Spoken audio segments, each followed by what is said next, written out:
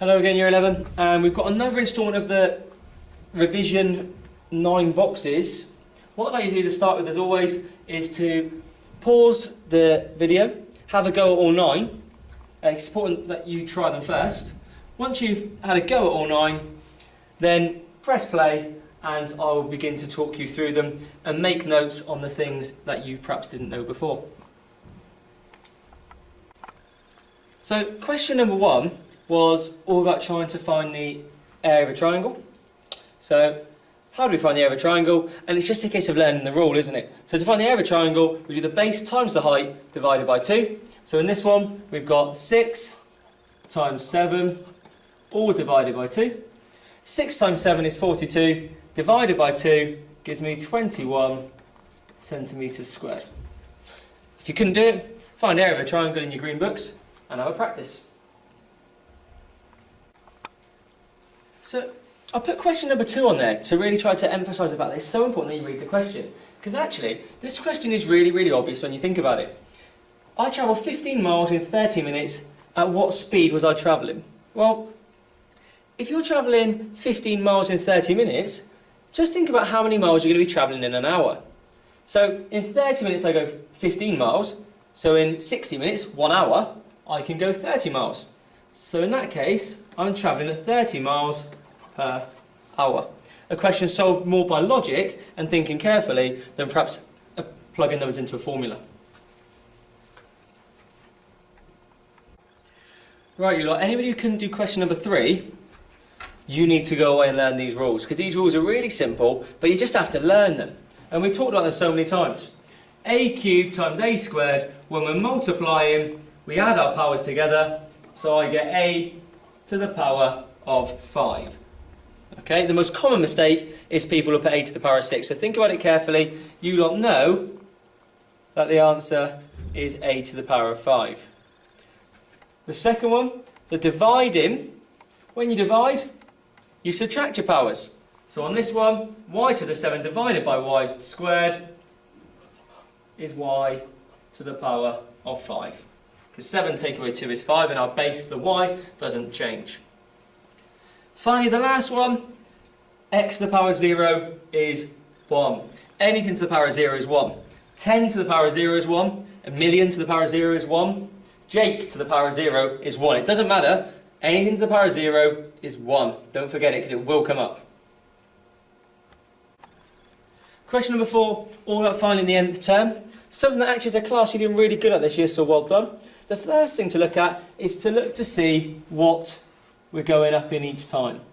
So look for that consistent number that we're clearly adding on every time. In this case, we are clearly adding on 4. So then we think carefully about what else we know that goes up in 4s. And the answer is the 4 times table. So we write 4n. If it's going up in 4s, we start by writing 4n. And we write the 4 times table underneath our sequence.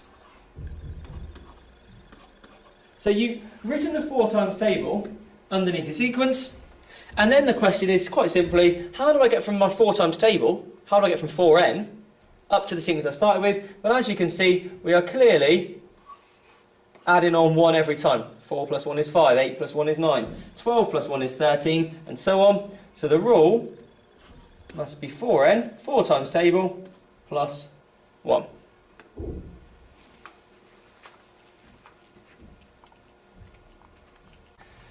Question number 5 is a nice solving equation question. So we look at it. Whenever we're solving an equation, what we're actually trying to do is get the letter, get that thing that we don't know on its own. Because if we get it on its own, then we've solved the problem. So first thing I'm going to do is look to see what I can get rid of on this side. And I'm going to look to get rid of the plus 5. So to get rid of plus 5, I take 5 away from both sides, leaving me 3x equals 9. Well, 3x means 3 times x. So to get x on its own, I need to divide both sides by 3 to get rid of that 3. And that leaves me with x equals 3. And I can check I'm right by plugging 3 back into my original. So 3 times 3 is 9, plus 5 is 14, so we know we've got it right and we've checked it. If you struggle with that one, try those equation questions in your green books, please. Number 6 is one of those tough questions that lots of people often have difficulty with. It's factorise. Now the first thing you need to make sure you need to know what the word factorise means. So factorise means to put back into brackets. So when we expand brackets, we use the grid method. So when we factorise, we're also going to use the grid method. But this time, I know that that number there is x squared, and I know that that bit there is plus 7x. So the question is, what needs to go here to enable me to solve the problem? So look carefully. What number can go there that will enable us to find x squared and 7x? Well, the only thing they've both got in common is x. So that there must be x. X times what makes x squared? X times x. X times what makes 7x? Plus 7. So to factorise it, I have x on the outside of my bracket and x plus 7 on the inside. And if you think about expanding that bracket, you can see when you expand it, you would get x squared plus 7x. Definitely worth practicing some of those if you found that one difficult, as I'd imagine lots of you probably did. A nice estimating question, number 7, and anybody who's listened to me this year would have got that one absolutely right, I'm sure. Don't forget, when you are estimating, you are not working out the exact answer, because that would have taken you ages. I can imagine some of you currently sat there, Lewis, with grid methods all over the place and bus stop methods, trying to solve what would be a really challenging problem. Estimate means keep it simple. So, underline all of the first numbers that aren't zeros. So I've underlined the first number from all 3 of them which weren't a 0, and I'm now going to round to each of those numbers. So, that 4 is in the tens column, so I'm going to round 42.5 to the nearest 10, which gives me an answer of 40. The 2 is in the units column, so I'm going to round 2.7 to the nearest unit, which is 3. Look at me working after the bell. So the next one, the 4, that's in the tenths column. So 0.48 to the nearest tenth is 0.5. Now I've got a nice easy calculation. 40 times 3 is 120, and then it's 120 divided by a half. Reword the question. How many halves go into 120? Well, the answer's then 240.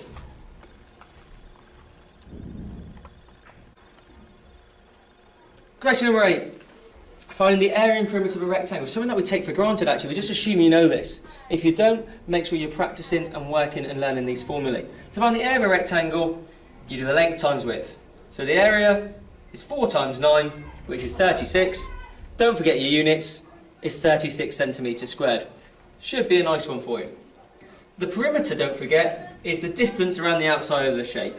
So if we start here, we go 4 plus 9, which is 13, plus 4, which is 17, plus 9, which is 26. So the perimeter is 26 centimetres, because don't forget, the perimeter is a length, so it just has centimetres, so 26 centimetres for the perimeter.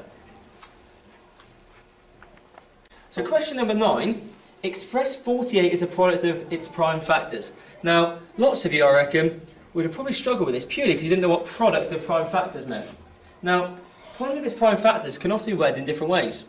Factor trees, prime factor decomposition, and product of prime factors. So do make sure you've linked all 3 of those ways of wording it to the factor trees that I'm about to do. So the factor tree, we start at 48, and I'm going to split that up to 2 and 24. And I'm going to put my 2 in a circle. The reason I'm putting my 2 in a circle is because it's a prime number. And then I'm going to split my 24 into 3 and 8. 3 goes in a circle, 8 doesn't, 8's not a prime number. So I can split my 8 into 2 and 4, with the 4 not in a circle, and then the 4 becomes 2 and 2. Now hopefully you can see that alright, because I've nearly run out of space. But once we've written it like that, we then actually need to piece it all together. So any number in a circle, so all of those prime numbers, we then write nice and clearly. So I've got 2 times 3 times 2 times 2 times 2, which simplifies to give 2 to the power of 4 times 3. Perfect. Thank you very much for working through these. Anything that you couldn't do, anything that you struggled with, make sure you go back, find it in your green books and have another go. Make sure you're doing your 15 to 20 minutes every single day because it will make a difference to you getting your grade C. And shout if there's anything else we can help you with.